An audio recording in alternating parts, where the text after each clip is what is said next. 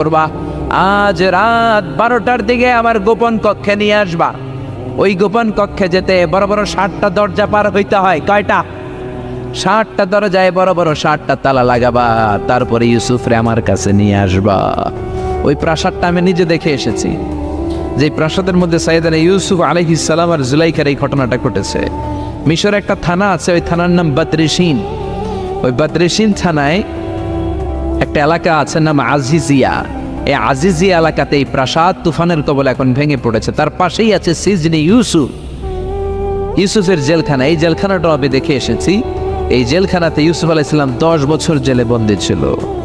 মিশর একটা পাহাড় আছে তুর পাহাড়, যে তুর পাহাড়ের উপরে উঠে সাইয়েদনা মূসা আলাইহিস সালাম 2 বার আল্লাহর সাথে কথা বলেছেন, অনেকবার আল্লাহর সাথে কথা বলেছেন। ওই তুর পাহাড়ে আমি 2 বার উঠেছি।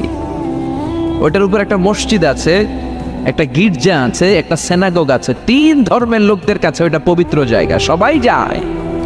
আমরা মুসলমানরাও যাই, ইহুদিরাও যায়। ইহুদিরা সিনাগোগে যে ইবাদত করে, খ্রিস্টানরা চার্চের ভেতরে গির্জার ভেতরে যে ইবাদত করে, আমরা মসজিদের ভেতরে যে জিকির করি কার লা ইলাহা। তালা লাগিয়ে তুমি ইউসুফকে নিয়ে আসবা। সাইয়েদনা ইউসুফের কাছে কালিমামা যে বলে, ও কালিমামা, ও কালিমামা। ইউসুফের কাছে যে বলে, ইউসুফ জুলাইখা তোমারে ডেকে পাঠিয়েছে। ইউসুফ বলে, রাত বাজে 12টা। জোরে বলেন কয়টা? এত রাতে কি বলার জন্য ডেকেছে? যাও, আগামীকাল সকালে আমি যে কথা শুনবো। কালিমামা বলে, না না, আগামীকাল সকালে গেলে হবে না, জুলাইখা এখন যেতে বলেছে। কখন?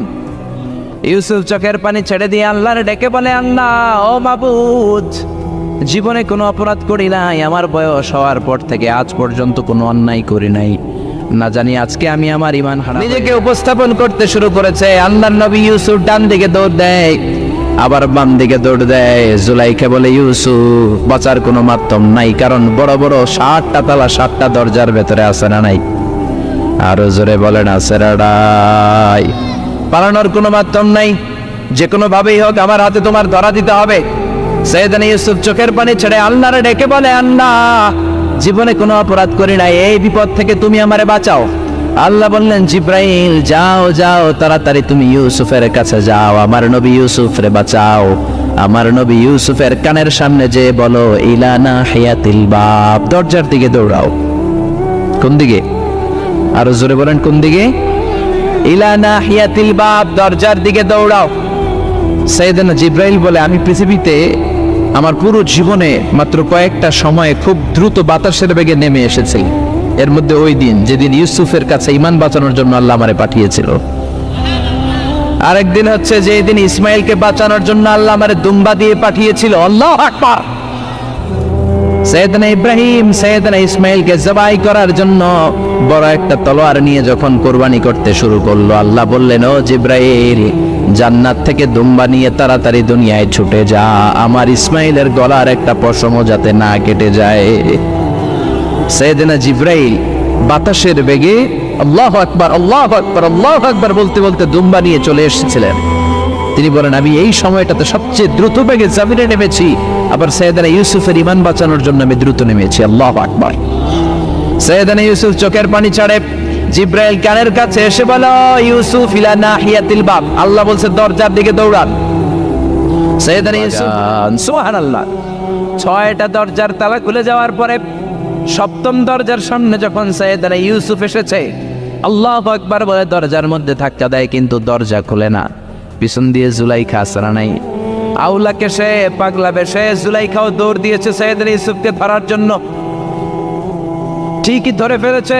সাইয়েদনা ইউসুফের জামায় ধরে টান দেয়াতে সাইয়েদনা ইউসুফ আলাইহিস সালামের জামার পেছন দিয়ে ছিঁড়ে গিয়েছে। ইন দ্য মিন টাইম দরজাটাও খুলে গিয়েছে। দরজা খুলে যাওয়ার পরে 2 জন তাকিয়ে দেখে আজিজ মেসের দাঁড়ানো, জুলাইখার স্বামী দাঁড়ানো। জুলাইখার স্বামী এই দৃশ্য দেখে তো অবাক, কিরে রাত বাজে 2টা, ইউসুফ হাঁপাচ্ছে ঘামাচ্ছে, আর জুলাইখার দেহের কাপড় চোপড়ের অবস্থা ভালো না। কি ঘটনা ঘটেছে আমার বলো। ফালিয়াতাকাল্লাম আহাদুকুমা শাইআন, দুজনের একজন আমাকে কিছু তো বলো। কেউ কিছু বলে না। জুলাইখা সামনে এসে বলে, আজিজে মেসর, দুধকলা দিয়ে আমরা এতদিন সাপ পুষেছি, আজকে গভীর রাতে 7 দরজায় 60টা তালা মেরে ইউসুফ আমার ইজ্জতহানির জন্য করে হামলা দিয়েছে। হাসান, আর কোনো সাক্ষী থাকলে বলো। সাইয়েদনা ইউসুফ বলে আমার কোনো সাক্ষী নেই। আল্লাহ বললেন জিব্রাইল তাড়াতাড়ি যা, ইউসুফের কানের কাছে যে বল জুলাইখার খালাতো বোন গতকাল প্রাসাদে বেড়াতে এসেছে। জুলাইখার খালাতো বোনের ছোট্ট একটা 2 মাসের দুধের বাচ্চা, ওইটার নাম হলো কিসিন। ইউসুফ তুমি হাত তুলে বলো কিসিন হলো আমার সাক্ষী। সুবহানাল্লাহ। আইজে মেসর বলে আতুরিদু আন তাসখারা মিন্নি, ইউসুফ এটা তুমি কি বলো, কিসিন কেমনে সাক্ষী দেবে? বয়স মাত্র 2 মাস, দুধ খায়, মায়ের কোলে কাঁদে। ইউসুফ বলে আমি এত কিছু জানি না, কিসিন আমার সাক্ষী। কিসিনকে আনা হলো, সাইয়েদনা ইউসুফ কিসিনের মাথায়। আল্লাহ বলছেন ওয়া ক্বাদা রাব্বুকা আল্লা তা'বুদু ইল্লা ইয়্যা ওয়া বিল ওয়ালিদাইনি ইহসানা। আমি আল্লাহর স্পেশাল 2টা ফয়সালা আমি তোমাদেরকে জানিয়ে দিচ্ছি। 2টা ফয়সালা। কয়টা? 2টা সিদ্ধান্ত। কয়টা? এই সিদ্ধান্তগুলা অনড় সিদ্ধান্ত, এটার কোনো নড়চড় নাই। আর ফয়সালা সিদ্ধান্তগুলো দিয়েছে কে? 1 নাম্বার ফয়সালা হচ্ছে আল্লাহ তা'বুদু ইল্লা ইয়্যা, তোমরা কারো ইবাদত করতে পারবে না একজনের ছাড়া, তিনি কে? এজন্য রব্বুল আলামিন বলেন ওয়া ক্বাদা রাব্বুকা আল্লা তা'বুদু ইল্লা ইয়্যাহু ওয়া বিল ওয়ালিদাইনি ইহসানা। আমি আল্লাহর স্পেশাল ফয়সালা, আমি আল্লাহর অনড় সিদ্ধান্ত, যেই সিদ্ধান্ত কোনোদিন নড়বে না, যেই ফয়সালার কোনো নড়চড় হবে না, ওই ফয়সালার প্রথম ফয়সালা হলো ইবাদত হবে একজনের, তিনি কে? আবার আল্লাহ বললেন মানব জাতি, জিন জাতি, এই 2টা জাতিকে আমি সৃষ্টি করেছি শুধু আমার ইবাদতের জন্য, ঠিক কি না? আমা খালাকাতুল জিন্না ওয়াল ইনসা ইল্লা লিয়াবুদুন। মানব জাতি, জিন জাতি সৃষ্টির মূল উদ্দেশ্য, লক্ষ্য শুধুমাত্র আমি আল্লাহর ইবাদত করা। সুবহানাল্লাহ। আবার এই পৃথিবীতে যত নবীরা এসেছেন সব নবীদের একই দাওয়াত ছিল, কমন দাওয়াত, কমন মিশন, কমন কথা। ইয়া কওমি ইবুদুল্লাহা মা লাকুম মিন ইলাহিন গায়রুহু। ও আমার কওমের লোকেরা, আল্লাহ বলেন আমার দরবার এমন দরবার 24 ঘন্টা খোলা, মাসের 30 দিন খোলা, বছরের 365 দিন খোলা, সারা জীবন খোলা। যখনই চাইবা তোমার ডাকে সাড়া দিবে কে? কেউ যেটা পারে না পারে কে? কেউ যেটা দেয় না দেয় কে? কেউ যেটা শোনে না শোনে কে? আমরা কি সব শুনি? সব শোনে কে? আরো জোরে বলেন কে? ওই যে দেবিদ্বারে কি হইতেছে আপনি শুনতেছেন, মুরাদনগরে কি হয় আপনি শুনেন, আপনি দেখেন, ঢাকায় কি হয় আপনি শুনেন, কোন জায়গায় কি ঘটতেছে আপনি জানেন, কিন্তু কেউ যেটা জানে না জানে কে? এত উপর থেকে 7 আকাশের উপরে, সিদরাতুল মুনতাহার উপরে, লাউহে মাহফুজের উপরে, বাইতুল মামুরের উপরে, আরশ কুরসি তার 70,000 নূরের পর্দার উপর থেকে তিনি এমন কুদরতি নজর দেন, সপ্ত জমিনের নিচেও যদি কোনো পিঁপড়া হাঁটে আল্লাহ পিঁপড়ার পায়ের আওয়াজটাও শুনতে পায়। এজন্য আল্লাহ বলে গোলাম ইবাদত হবে শুধুমাত্র আমার। শুধুমাত্র কার? আল্লাযী ইউবাদ, যার ইবাদত করা হয়, যিনি ইবাদতের যোগ্য, তিনি হলেন মাবুদ। আমাদের মাবুদ একজন, তিনি কে?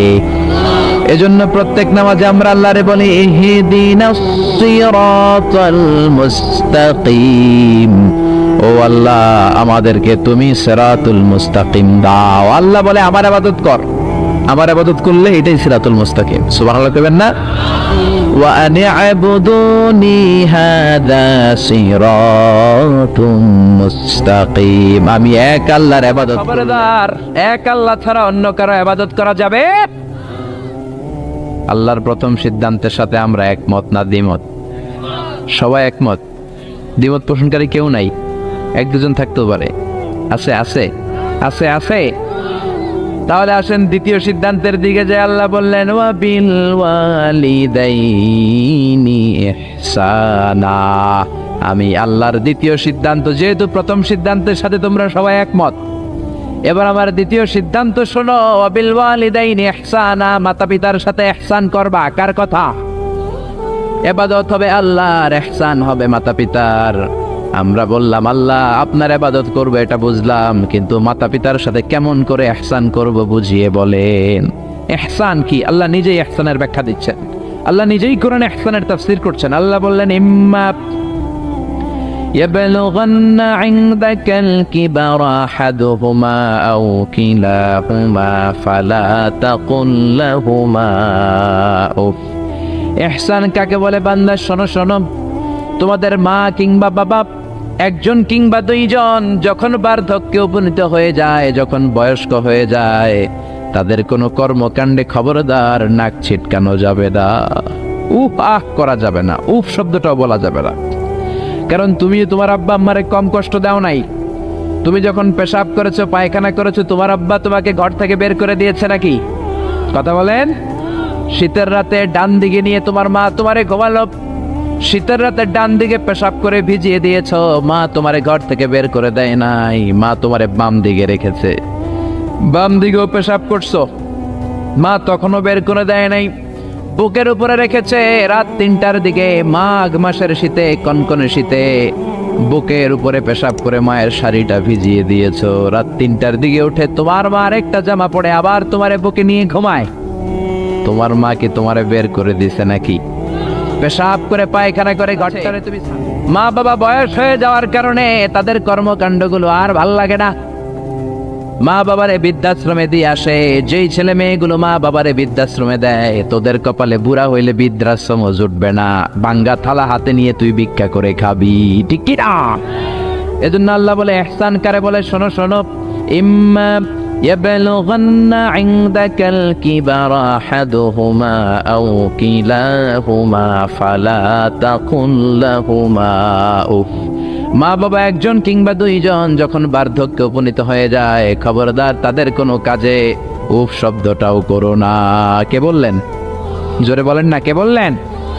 তারা পেশাব করবে এটা তুমি পরিষ্কার করবা না পারলে কাউরে দিয়ে করাবা তারা যেমনি তোমারে বের করে দেয় নাই তুমিও বের করে দিতে পারবা না এটাই ইহসান ঠিক কি না এজন্য আল্লাহ বললেন ওয়াবিল ওয়ালিদাইনি ইহসানা মাতা পিতার সাথে ইহসান করবা এটা আমার দ্বিতীয় সিদ্ধান্ত আমরা বললাম আল্লাহ ইহসানের ব্যাখ্যা কি আল্লাহ বললেন মা বাবা একজন কিংবা দুইজন যদি বয়স্ক হয়ে যায় তাদের কোনো কাজে নাক ছিটকানো যাবে 2 নম্বর ইহসানের ব্যাখ্যা ওয়ালা তানহারহুমা মিনার রাহমাতি ওয়া কুর রাব্বিরহামহুমা কামা রাব্বায়ানি সাগীরা ওয়াখফিদ লাহুমা জানাহায যুল্লি মিনার রাহমা রহমতের ডানা মা বাবার দুইজনের জন্য বিছিয়ে দাও তোমার যত অর্থ আছে মা বাবার জন্য খরচ করো তোমার যত ক্ষমতা আছে মা বাবা দুইজনের পায়ের সামনে ঢেলে দাও ঠিক কি না আপনার সম্পদ আপনি মা বাবার জন্য ব্যয় করবেন আপনার ক্ষমতা আছে মা বাবার পায়ের সামনে আপনি ক্ষমতা বিছিয়ে দেন